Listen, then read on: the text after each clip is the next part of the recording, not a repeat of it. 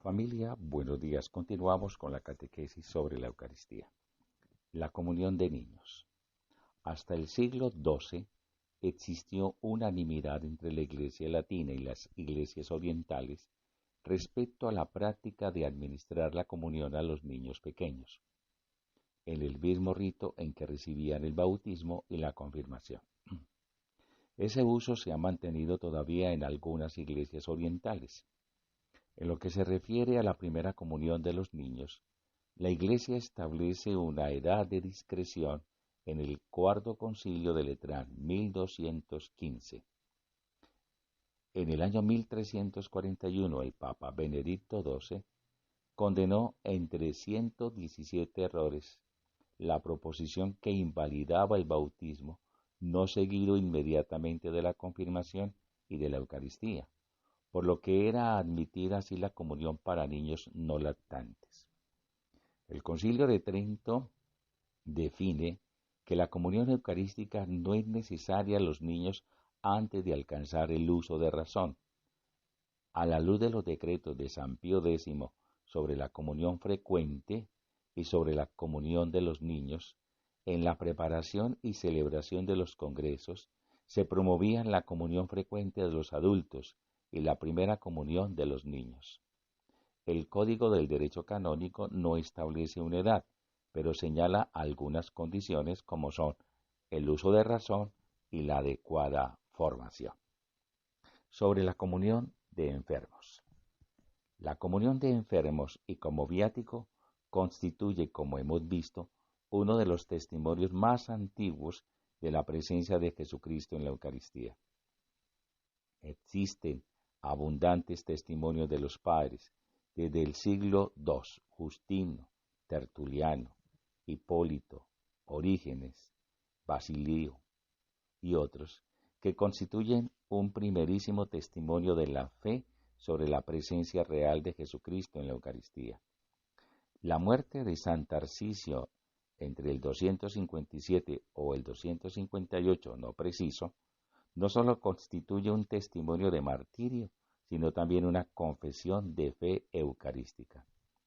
En lo que se refiere sobre el magisterio, el Concilio de Trento establece algunas recomendaciones sobre el viático, o alimento para el camino, a los moribundos, y ratifica esta costumbre de dar la comunión a los enfermos. El Vaticano II, por su parte, establece las siguientes recomendaciones.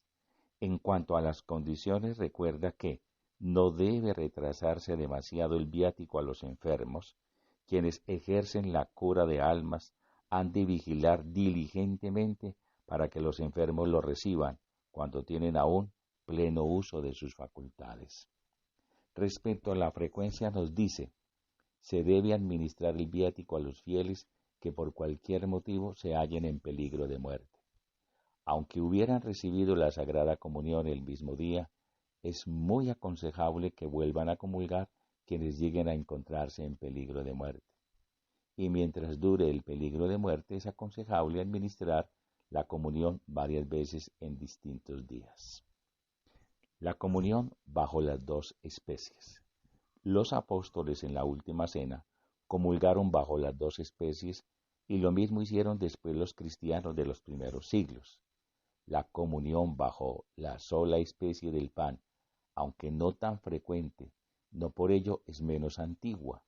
En tiempo de persecución, los confesores recluidos en prisión debían contentarse con la comunión bajo esa sola especie, al igual que los enfermos. Después fue abandonada la práctica de comulgar las dos especies por motivos prácticos y sanitarios.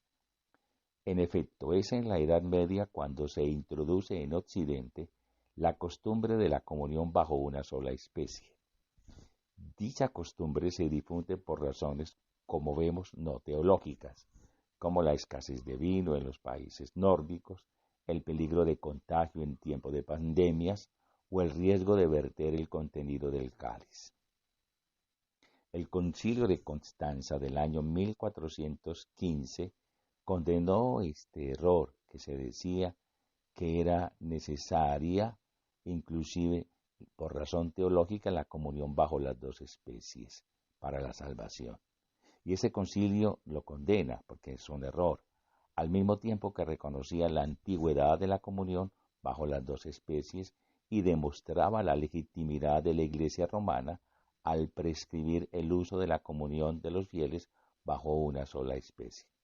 Fue esta también una de las reivindicaciones de Lutero, pues la consideraba una práctica más acorde con la Escritura, siguiendo el pasaje de la Última Cena. Llegó sin embargo a afirmar que negar la comunión bajo las dos especies a los laicos era negarles la salvación, dice Lutero. Trento lo discutió y en presencia de los delegados protestantes se estableció que Jesucristo estaba entero bajo las dos especies por la doctrina. En la sección 21 no se llegó a un acuerdo, pues la mayoría pensaba que comulgar bajo las dos especies no era un mandato divino ni necesario para la salvación, y que la Iglesia no se había equivocado al proponer la comunión bajo una especie.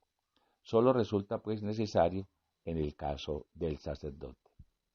De esta forma, el concilio definió que Cristo, autor de toda gracia, se da todo y entero bajo una sola especie, como bajo las dos. Por tanto, el uso latino no priva a los fieles de ninguna gracia necesaria para la salvación. No hay necesidad de medio ni de precepto de que el fiel comulgue bajo las dos especies. Y la Iglesia no se ha equivocado al introducir la práctica de la comunión bajo una sola especie. El Concilio Vaticano II, manteniendo firmes los principios dogmáticos enunciados por Trento, afirma que la comunión bajo las dos especies puede concederse a los fieles en los casos que la Santa Sede determine. Amén.